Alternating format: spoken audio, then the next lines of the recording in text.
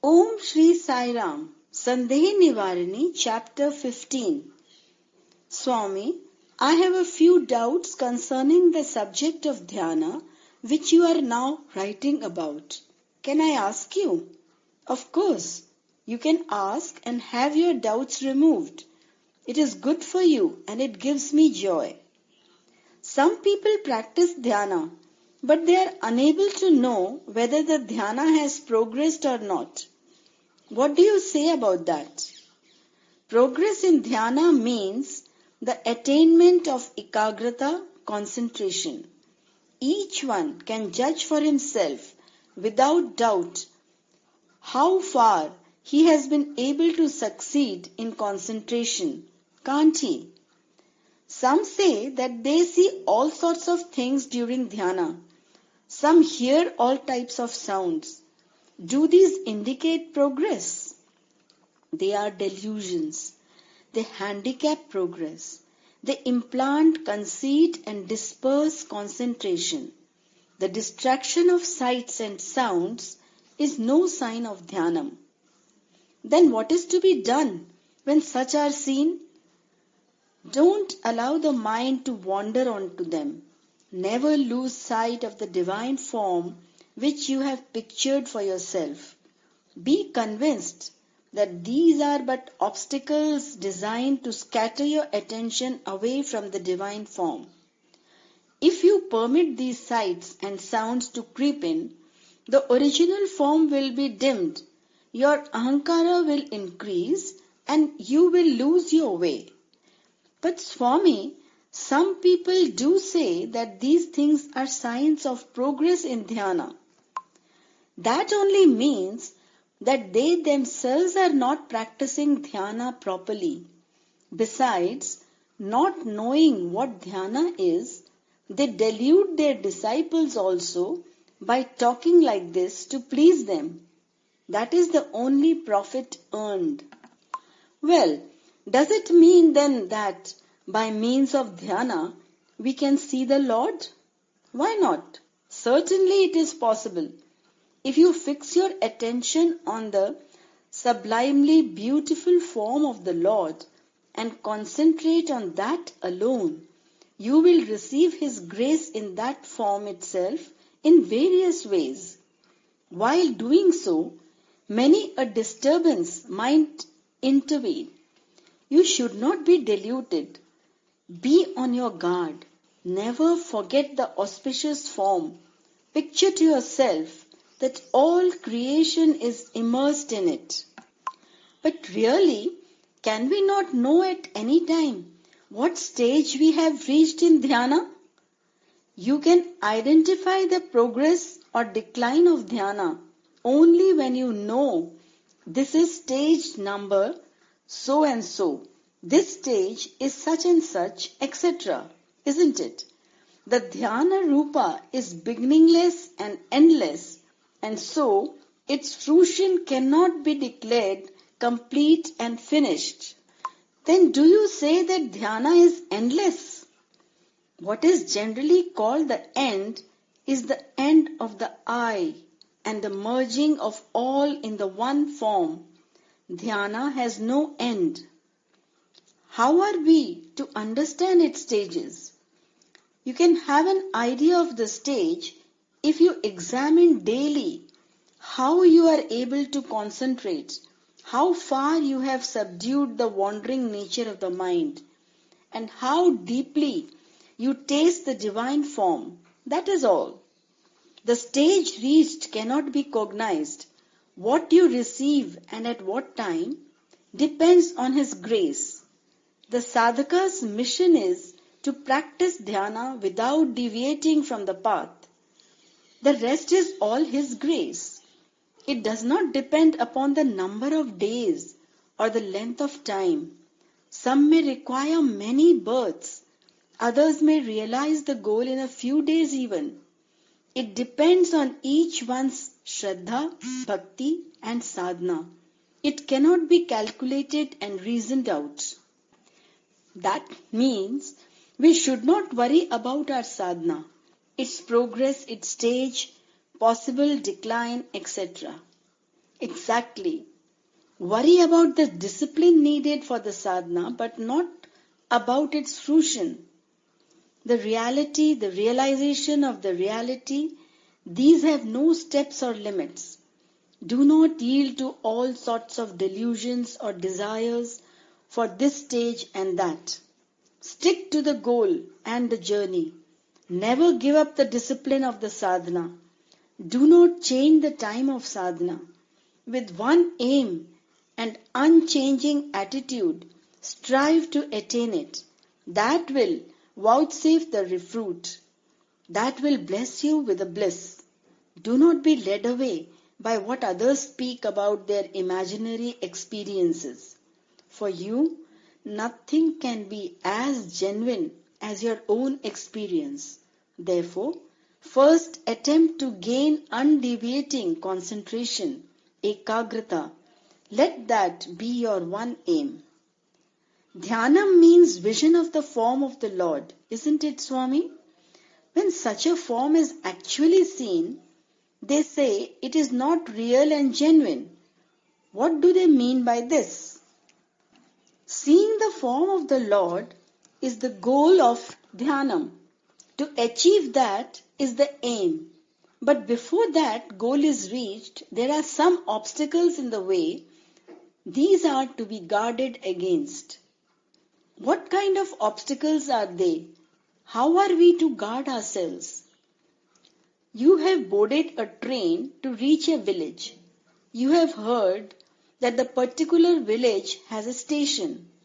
Many a station of the same type come during the journey and the train halts at each of them. But just because the train halts, you do not get down at any of them with your luggage, do you? If you get down, you will not be reaching the place where you have to go, is it not? It is no good alighting at intermediate stations, for you miss your goal and suffer many hardships, not to speak of delay. The wiser course is to note even before starting on the journey the names of the intermediate stations, etc. By approaching some persons, you have travelled on the same route before. By approaching some persons who have travelled on the same route before, everyone appears as if he is a seasoned traveller on the route. How are we to distinguish between those who pretend and those who know? Of course, this has to be pondered over. Each one might have travelled by a route of his own. Some might tell you the details of the route, the stations, etc., with the aid of maps only. If that is so, you should not follow their directions on that basis. Consider where from they started and where from you are starting. Consider the route they traversed and the route you have to take. Moreover, it is impossible to consult those who have travelled as far as the goal, for they will not come back. They won't be available for consultation at the stage where you are. Therefore, you need not take the trouble to search and secure persons who can tell you their own experience of the route. It is best to take the help and the advice given by the veterans in the Gita, the Shastras, the Vedas and the Upanishads. Rely on the words of the Lord and follow the Upadesha of the Avatara Purushas. Besides, there are countless great men who can guide you as far as they themselves have travelled and not beyond. For how can they tell you things they have themselves not experienced? Well then, how can we get the opportunity to reach that path and attain that goal?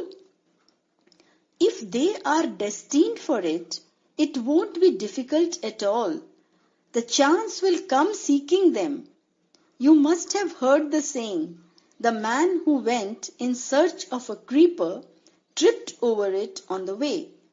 You need not doubt. This will happen.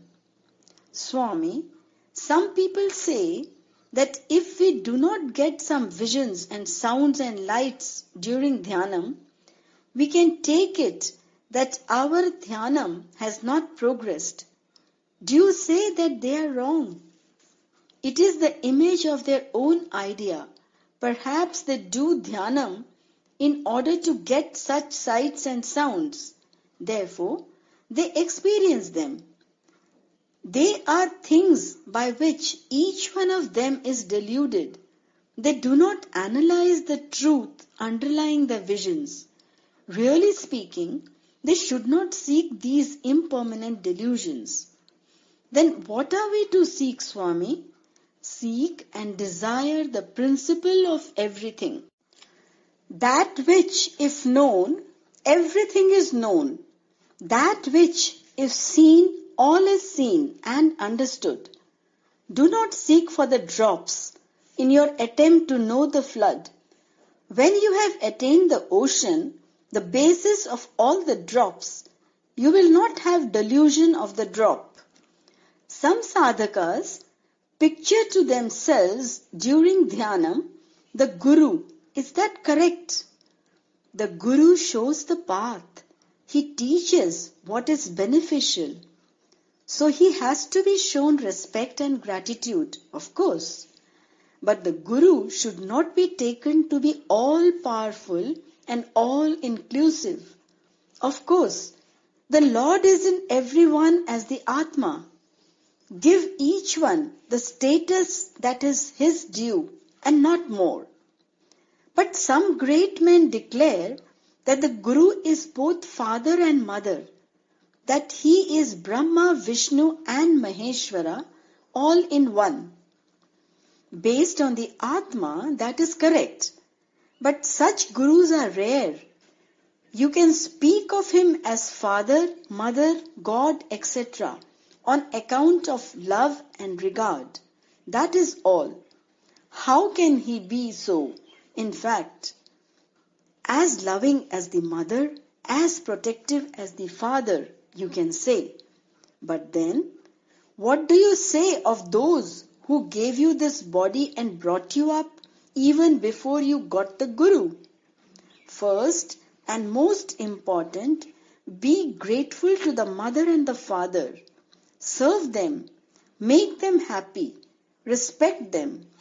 Respect the Guru as the person who shows you the path, who looks after your progress and is interested in your welfare.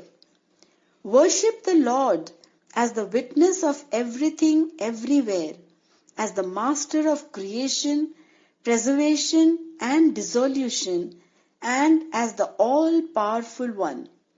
Remember, you can consider only the Lord as the universal form and as the universal friend and protector. All others have to be treated for just their individual status. The mother as mother, the father as father, the Guru as Guru. In truth, these cannot be one. Ponder over this. If you seek Atma Sakshatkara, you have to install in your dhyanam the form of the Lord. If you seek Atma Sakshatkara, you have to install in your dhyanam the form of the Lord, the universal Atma, which you like most, and not the picture of your Guru. It is not proper. The Lord is of a status higher than the Guru, is it not? Of course, have his words as the foundation and try to attain the origin of all things. That will give the fruition of all efforts. You are asked to treat the pebble as a gem, the gem as a pebble. Of course, through compulsion and bound by order, people may obey and accept, but can that feeling be genuine? It is no sign of dhyanam to have one idea outside and another inside. Unless this conflict is resolved and there is the same idea outside as well as inside, there will not be any stability in dhyanam, nor will there be any success. Very good, Swami. Without knowing matters fully, many a sadhaka is wasting years in what he calls dhyanam. They observe no law or limit. For all such, your advice shows the reality. It will establish them in the eternal. Today I am indeed blessed, Swami.